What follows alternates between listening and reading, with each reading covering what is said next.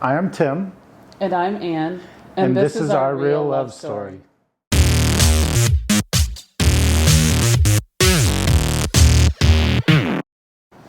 Oh boy. So we met at Walmart. I went to Walmart just because I had nothing going on, and I was living with a friend, and my son was playing video games, and I didn't want to just sit there and watch him play video games, so I went to Walmart just to walk around.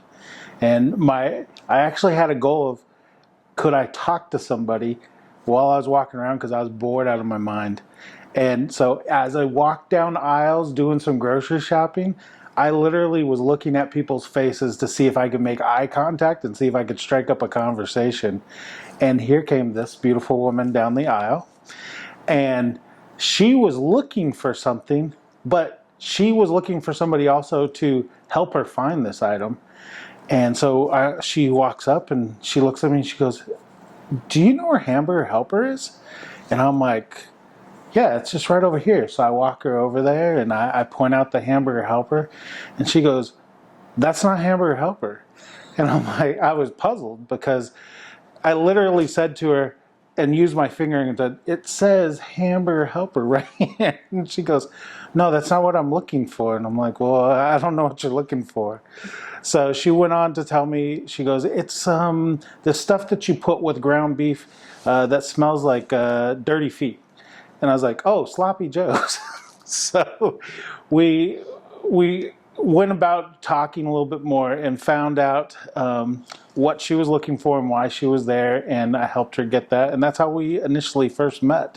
But it was somewhat of an argument because she was wanting something and she really didn't know what she wanted. Yes, that is correct. So I was actually shopping for my son. My son was in drum and bugle corps at the time, and I was about to go away for about a week and a half volunteering and cooking on an 18-wheeler food truck for his drum corps. And he had asked if I could bring him what I thought was Hamburger Helper, something that they would have back at camp. So I went to Walmart. I couldn't find anyone to help me, and I saw him, and I said, "Excuse me, can you help me?"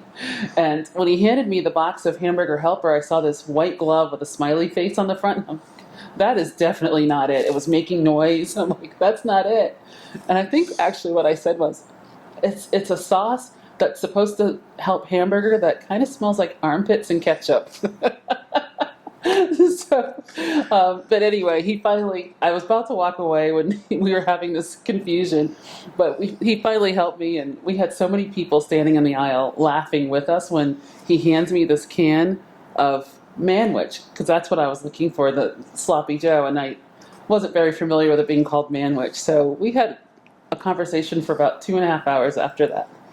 Right Walmart. There at Walmart. And what's funny is we had to keep moving around because everywhere we stood and we were having a conversation, people seemed to walk up looking to get whatever was right there. And I think that they were attracted to us sitting there just talking in the aisle and laughing. Yeah, so literally for 2.5 hours we had to keep moving from one side of the aisle to the other, to the end cap, to different places, just because we kept getting in people's way. That's how we met. How did that lead to a date? Oh my gosh. Oh boy. Movie pass. Well, in our conversation, there was a thing at that time called Movie Pass, and so because I was single at that time, I was out going to watch movies at night when I didn't have my kids, and so I was watching movies, and I was telling her about it because I'd seen so many movies recently, and she's like, "Oh, that's interesting." So I sent her a link so that she could be able to join, and that's how we initially got information. But as we ended our talk, it was, "Hey, maybe we'll get together, go get a bite to eat, go have a beer, whatever it may be," and I'm like, okay. So didn't think anything completely of it, but she was going to go meet her son, and it was right around 4th of July, and I reached out to her right before she left, and I was like, "Hey, how are you doing? I know you're about to go see your son. Everything good?" And she was just scrambling at that time because she was trying to get last minute things. I'm like, literally, I was like, do you want me to go get stuff for you? I can go get stuff for you, because I was working from home at that time. And she's like, no, no, no. But we just started texting back and forth, and eventually, a couple of weeks later, we went out on a date. How did that date go? Oh, let me tell this part. So we decided to go see Mamma Mia 2. And Her choice. yes, it's my choice. I love ABBA. It's part of my life. But anyway, we decided to go see this movie. And because I didn't know him, and at the time I was living here by myself, I did not want to let him know, this man, to know where I lived. And then he had my email address, and then I gave him eventually my phone number, but that was about it. So I get to the movie theater, and he said, oh, I've got to do something with one of my sons. I might be a few minutes late. 45 minutes later, Timothy shows up in the theater. Not happy. So I was like, okay, you missed most of the movie, and I thought probably that may be the last time that I would see him, because 45 minutes is it's kind of a deal breaker for me. But because he was doing something for his son, that to me changed how I saw him. And I did communicate that I was did. being late. You did. But anyway, because he was doing something for his son, I thought, this man has a caring heart, and I'm glad he didn't put a movie with me ahead of his child. So that was our first date. Okay. When did you guys know, hey, this person is my person? Do you want to go first? Sure. That's a great question. I think for me, I was going through a lot. We both got married around the same time in 1996, and we were both facing divorce around the same time. For me, I was divorced in the very start of 2019, and then for him, it was about 6 months later. So, just seeing how he cared for others going through that process was the start of something great for me. Was the start of, it wasn't just a moment, it was multiple moments that just led up to very organic. It was like, how a plant grows. It was just little things that were just nurturing how I felt about him. There wasn't one specific moment. It was every moment that brought it together for me. For me, once I got to know her at the beginning, I was in love with her personality and who she was, her smile. But my kids mean so much to me. And for me, it was all about my son. It was his senior year for band, and it was senior night. And there were a lot of things that were going on literally that day. And it was just going to be me walking with him across the field on senior night at the football game. It was also my next son down. It was his first night dressing out for varsity. So for varsity football. And that it was a very important evening for me being with my boys, and Anne showed up. My boys at the time had no idea who Anne was. She was not a person even on their radar. And I remember as we were walking around the track to walk across, she was right there waving at me, and my son had no idea, and I was just waving back at her, knowing, this person cared so much about me and my kids to be here and to be there for that experience, and that got my heart right then.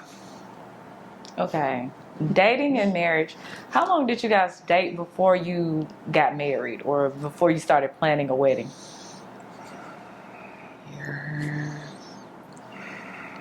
Oh, you have tears. It's so sweet. Let's see. Well, we met each other on July 1st, Of 2018. 2018. We we were dating. We were both going through our divorces at the time, so we weren't really. We talked about it only because we knew what we came out of, and we knew what we wanted in a spouse, and so we talked about it, but we didn't really do anything as far as planning. Nothing. Once our divorces were final, then we talked a little bit more about it, but I went and got a ring, and on June the 28th, that's when I asked 2019. her, of 2019, I asked So her to about marry 6 me. months. So just under a year Yeah. is when from the time we met.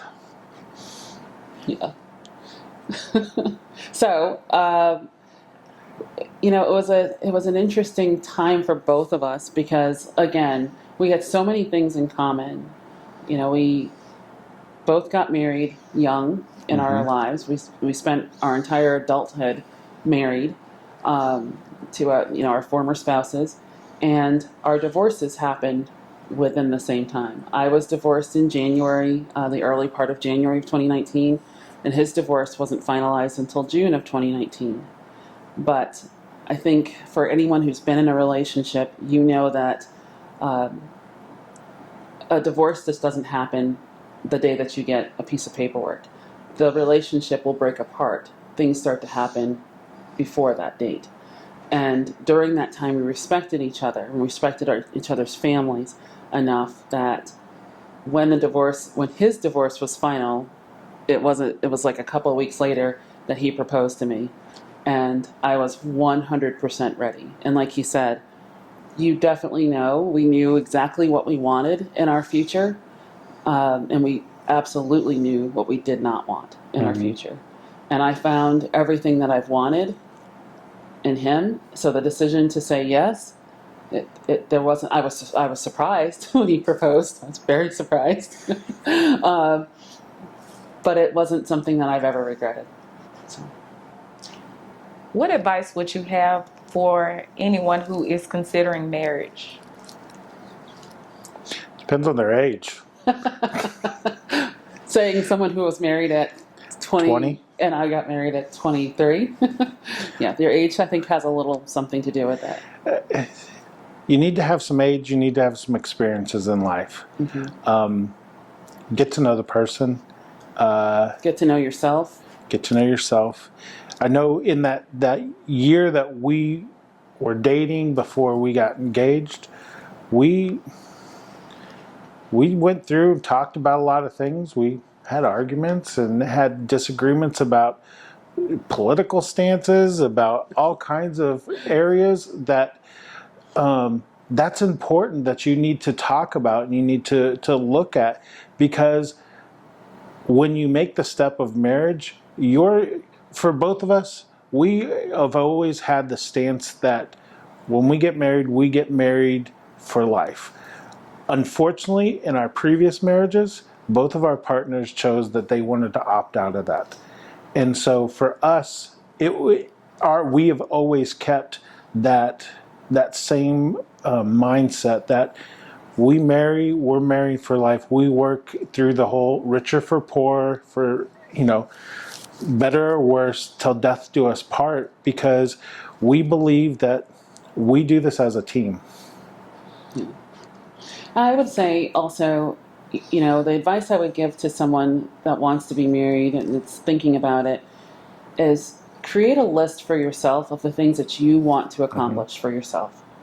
If you want to travel the country, if you say, I just want to backpack around the country and just go see what the world's all about, figure out a way to do that. Even if it's not traveling around the world, even if it's just going to a country, do something of your own. Do something as an independent individual. Doesn't mean you can't have your girlfriend or your boyfriend with you while you do those things. But marriage changes things. Marriage changes a lot. And a lot of people say, marriage doesn't change anything. It's just a piece of paper.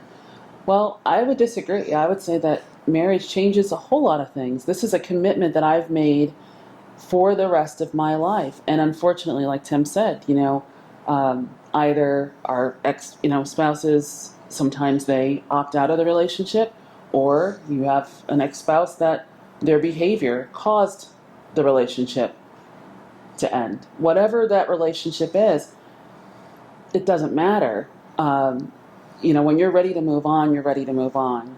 But how you move on, and how you move into a relationship, you should think about all the things that you bring to it. Did you bring your whole self to that relationship? Did you sacrifice things that you really always had on your list that you wanted to do before getting married? Don't do that.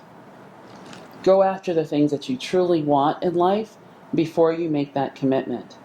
Because now you have to consider someone else. We talk about that with children. It's like once you have a child, you now have to consider that child. There's no just, oh, let's go to a movie tonight, and you have a 2-month-old in the house. You can't just make those decisions. When you have a spouse, you have someone else to consider.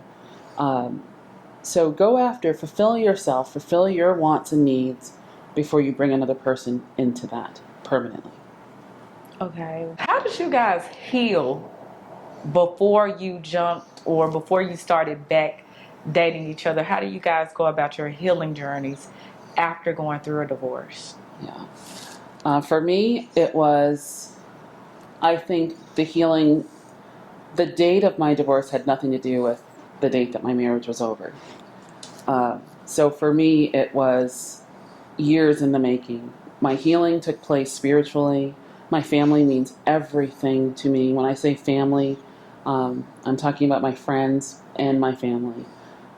Having those conversations, having conversations with people who were married for a long time, successful marriages, people who were divorced and how that all took place. And then my spirituality, just thinking about, what is it that I need to do to become whole? How do I need to find myself in all of this? And how do I need to heal and bring my best authentic self to my next relationship? That started years before my divorce was final. So there's a lot of praying, a lot of conversations, and just a lot of soul searching. I do a lot of soul searching while I drive, and my music. Playing music is huge for me. I grab my saxophone, and sometimes I'd be crying my pain into it, and that's how I healed. Moving forward. For me, God was a main point. My relationship with God and where that was, but the relationship with Anne was a huge healing point for me too, because I was able to. I was far enough away from the past relationship, and being able to see what I was experiencing in a new relationship, to realize what the past one, how detrimental the past one was. But one of the hard things is that anytime you experience a great hurt, is that you're always dealing with the healing of that. I feel like I'm completely healed of that situation, but because I have 4 boys, she has one from herself, that things that pop up, memories, situations when you're hanging out with your kids and you talk about a trip that you took, there are things that come back that are hard, because you go back to some of that first commitment that we have based our relationship on, and all of a sudden you're like, man, I had this commitment, and what was going on with my kids, and that's changed. And so given that, it just helps me to come back to this relationship and going, how much more that I am committed to that, because of the hurt that I've had to heal. You get those scabs, and guess what? It leaves scars, and those scars don't go away. Yeah. I think for me, it's important that he and I talk about that. Mm-hmm. Again, we both were married in 1996, and we were both divorced in 2019. Mm-hmm. He's from Phoenix, Arizona. I'm from Norwich, Connecticut. And we met in Memphis. Actually, we met in Bartlett at Walmart. And who knew we had such similar pathways in life, even though we lived on opposite sides of the country. Um, our relationships have been very similar in some ways. Yeah. Our hurts were similar. So yes, I agree with you. We've definitely healed together through that, but we also knew that we didn't want to have a rebound marriage or um, just kind of something, I'll marry you because I let my last relationship It's not fail. fair to you. It's not fair. And we talked No. about that. We prayed about it. We spoke to spiritual advisors about that. Yep. And we wanted to make sure that people from the outside looking in at us saw what we saw in each other. Because sometimes you just need to be checked. Yes. And for me, it was having him meet my family. That was huge. My family immediately felt what I felt. Had they not, wait. we would have been friends. Except for your mom. The first time I met her mom, I took her out to lunch, and her first question was, "What are your intentions with my daughter?" And I was like, "Well, I mean, right now we're dating, and hopefully it goes for farther, but at the moment, that's all it is." But I think she could see that I was genuine and I truly loved her daughter. And so being real is everything in every relationship. Absolutely everything. The moment that you're sneaky and deceptive, you're gonna undermine everything you're doing. Okay. Last question. Okay. What advice would you have for someone who's going through a divorce or thinking about divorce presently? I would say find someone that you trust. And when I say someone that you trust has your best interest at heart. Someone who if a decision about your life had to be made on the spot, that you would trust with that decision. Find that person and have a conversation. Don't hide anything. Talk about the damage and the hurt that you brought into the relationship that's going to lead you there, because it does take two people.